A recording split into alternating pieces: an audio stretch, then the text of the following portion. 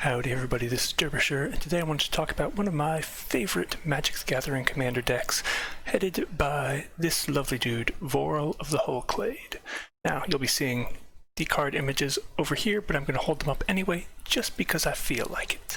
So anyway, this nice little guy is a 3-mana, 1 green-blue for a legendary creature, Human Merfolk, 1/4. You can pay a green, a blue, and tap him, and basically double the number of counters on target artifact, creature, or land. Now, notably, he cannot hit planeswalkers or enchantments. So, those are just a couple of things to keep in mind, but he is still really powerful and a lot of fun. So, I built this deck quite some time ago because I first got into Magic during Dragon's Maze, and I pulled one of him in a pack and went, ooh, that guy sounds really awesome.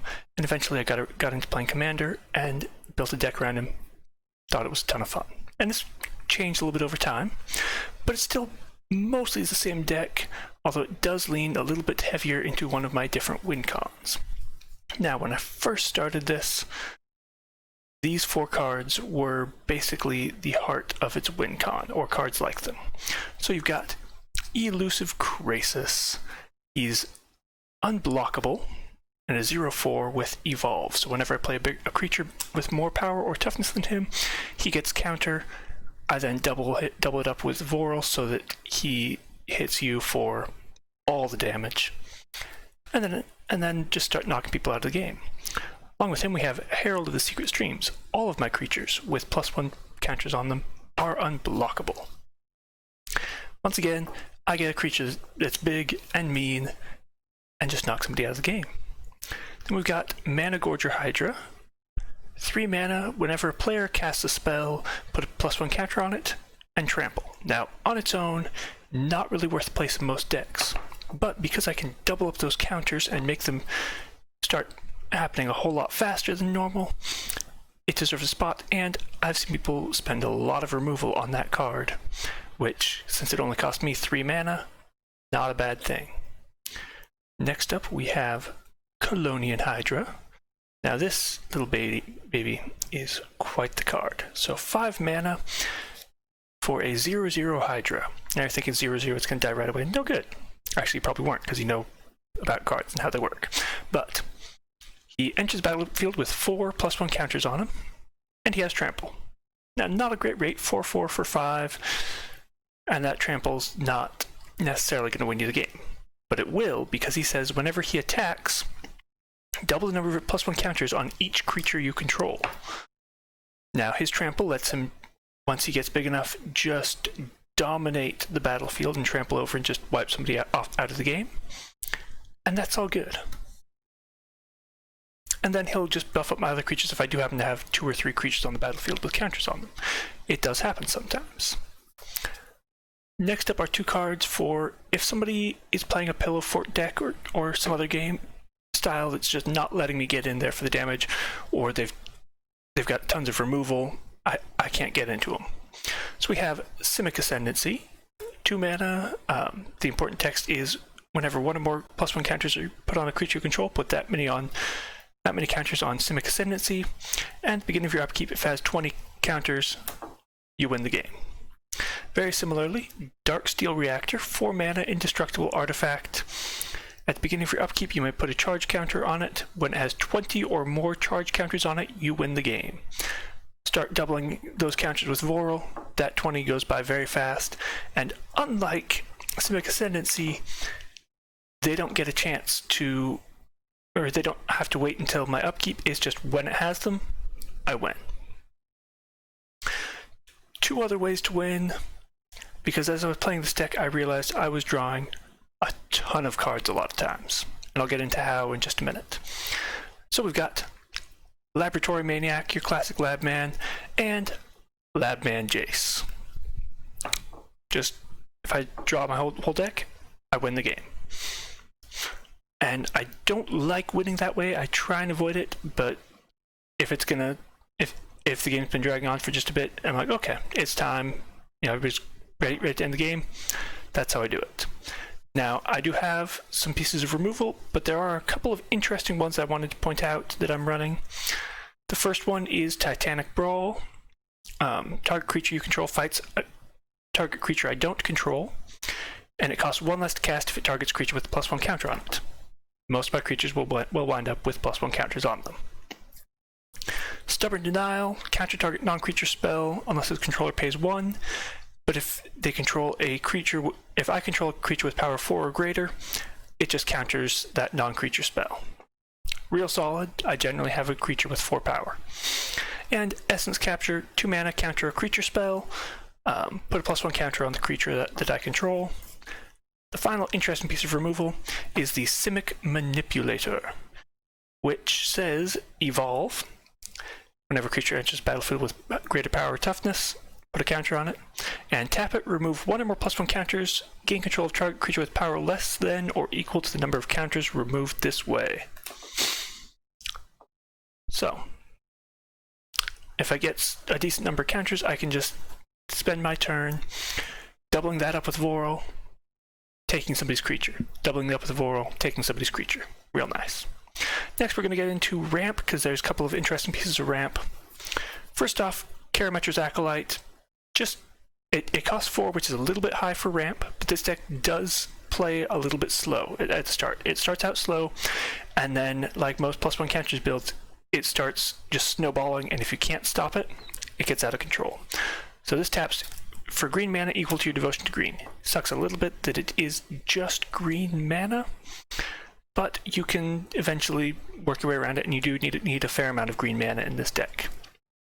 Next card also only taps for green mana, Gyre Sage. Now, this again has evolve, and you add a green mana for each +1 counter on it. I really wish it said power, because on its own it doesn't tap for anything, and that hurts. But it still works out decently. Next up, we have 2 cards that are kind of similar. First one, Pentad Prism, 2 mana. It enters the battlefield with a charge counter on it for each color of mana spent to pay for it. That'll be 2. Almost always, I have on occasion cast it for just 1 counter, and that really sucks. But if you have to do it, if you need that extra color of mana, you can make it work. So that one works. Not my favorite, but it is really good in the deck. And you start doubling up those counters with Vorel, and you get all the mana. Next one, Gemstone Array. Costs 4. Again, a little bit slow, and I do have some cheaper ramp that I'm not showing you because it's just your bland, boring Cultivate, Kodama's Reach, Soul Ring kind of stuff. You've seen it all before. But this one, you pay 2 to put a charge counter on it, and you remove a charge counter from it to add a mana of any color. Once again, you get a couple of counters on it, double it up with Vorel, you have all the mana in the world. Astral Cornucopia, X. It enters the battlefield with X counters on it, and it taps for that much colored mana. Really nice. You get that up to 3 or 4, and it's already got tons of value. I've gotten that thing up to 64 or higher. I think I stopped at 64 because I wanted to start diversifying. You get plenty of value tapping that thing for 64 mana. Everflowing Chalice, much the same, but you only pay 2 for each counter you want it to start with, and it adds colorless mana. A lot less useful, but still, you'll get your value out of it. So let's talk about what you're going to do with just all the mana you have piled up. I have 3 cards that help with that. First one is Spectral Sailor. 1 mana, flash, flying, pay 4 mana, draw a card. One of them has to be blue. 3 mana for Kefnet the Mindful. Can't attack or block unless you have 7 cards in your hand. But once again, pay 4 mana, draw a card. You can return a land you control to your owner's hand. You don't really want to do that ever. You just are using him as a mana sink. Sphinx of Mungosi. 3 mana, draw a card, put a +1 counter on him. If you can get this guy out, he's the best one to go for. But you really just want one of those available so you can just have access to drawing all the cards. One more way to just dump your mana out is Merfolk Skydiver. Pay 5 mana, proliferate. All of your rocks for the most part, have counters on them that you want to proliferate. And since we're in the talk of adding more counters, I've got two other proliferate cards in the deck. Evolution Sage. Whenever land enters the battlefield under your control, proliferate. Flux Channeler. Whenever you cast a non-creature spell, proliferate. So there's proliferate. There's other ways also to get more counters on stuff. 1 mana, Hardened Scales. If you put a +1 counter on something, put 1 more. Peer. If you put a counter on anything, put 1 more. Doubling Season. If an effect would put 1 or more counters on something, put twice that many on there as well. Or instead. Just really good stuff there. So now we have kind of the baselines there, but we need a couple of ways to get Vorel's ability. Because if you're just doing it once every round of the table, it's really not. It's just going to be too slow. You're not going to get anything done. So I have a couple of cards that can let you do it just a little bit more often. Instill Energy. You can untap this, tap the enchanted creature 1 additional time during your turn. It gives it not haste, which is important. It gives it the ability to attack the turn it came onto the battlefield under your control. It's not haste, so you can't tap Vorel the turn it comes onto the battlefield under your control. Then we have Illusionist Bracers. Doubles activated abilities. Generally, it's Vorel or the Proliferate. What is he called? The Merfolk Skydiver.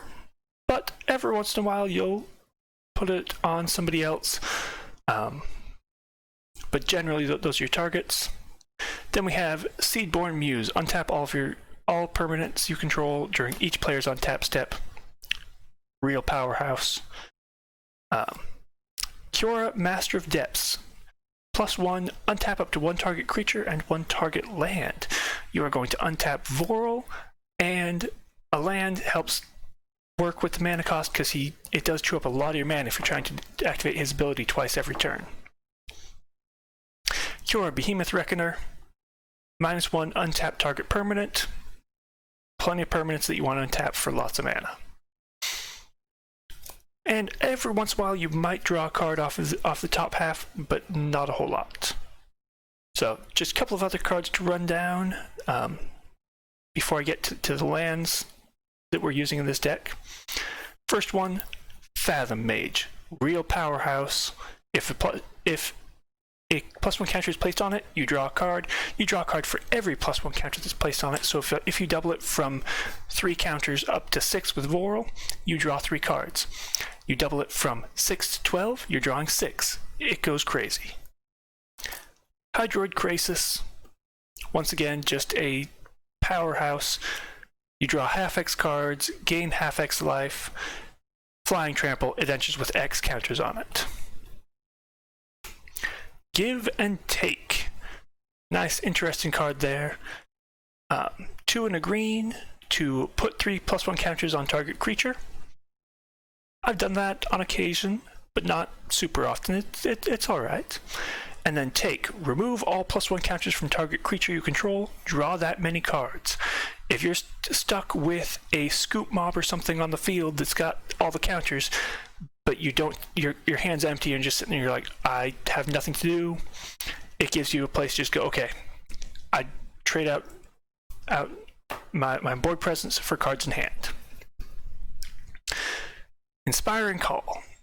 3 mana, draw a card for each creature you control with a +1 counter on it. Those creatures gain indestructible until the end of the turn. It can save you from a board wipe. More often, I find myself casting that simply to say, oh, I need 3 or 4 cards. Boom. Empty my board. It's all good. Alright, now on to the lands, because there's some interesting lands we're playing. First off, Orin Reef the Vastwood. Tap it to put a +1 counter on each green creature that entered the battlefield this turn. Doesn't have to be your side of the battlefield, just green creature that entered the battlefield. Then we've got some storage lands, which a lot of these get a bad rap, and I would not be playing these in a deck that didn't make massive use of them. Mage Ring Network, possibly the most useful of these in other decks. Tap it to add a colorless mana, pay 1 and tap it to put a storage counter on it, tap it and remove X storage counters, add X colorless mana to your mana pool. Saprazan Cove and Rushwood Grove. Enter the battlefield tapped, which is real slow. Tap it to put a storage counter on it. You have to do that before you can actually use it for anything. Really, really slow. Tap it and remove any number of storage counters to add that much green or blue mana for the respective card. Now, these lands, keep in mind, most of the time will stay tapped most of the game until you're ready for one big turn. Especially these next two, Hollow Trees and Sand Silos. They enter the battlefield tapped. You can choose not to untap them, and if you do, put a storage counter on it. Then you can tap it and remove any number of storage counters to add green or blue mana, depending on the card. Then we have Rogue's Passage, just a solid make target creature unblockable. If you get one of your guys out there and he is just ready, has enough power to kill somebody but can't get through, guess what? He's making it through. So that is the rough breakdown of the really important cards in the deck, but there's a couple of other things to talk about with this deck. For example, your commander will receive a lot of hate because his effect, it's slow to get off there, but if you can pull off his effect, it can drastically change the tide of battle. You get all the mana, you get all the ramp, and you draw all the cards if the deck is going right. Now, a lot of times when you're playing, you'll play for a bit and then you will find yourself missing one of those. You'll have all the ramp, and you'll draw all the cards. Actually, if you have those two, you just win. Like, there's not much they can do about it. But if you don't have your ramp, but you have your card draw outlets, those card draw outlets really aren't great. If you have all the ramp but no card draw, you're sitting there just drawing dead for a couple turns. I've had access to hundreds of mana but had no way to do anything with it. So you've really got to beware of that. But most of the time, the deck runs pretty smoothly. You'll be doing almost nothing for the first several turns. And just sitting there, you're like, okay, let me just prep and prep and prep. And then within just a couple turns, you're like, okay, I'm dominating the board state unless somebody has a handful of counter spells. So, it's a fun deck. I recommend, if you haven't played with some form of +1 counter deck, give it a try because they are a lot of fun. Now, I hope you all enjoyed this nice little rundown. I will post the link to the deck down below, so take a look and stay calm, have fun, keep on carrying on.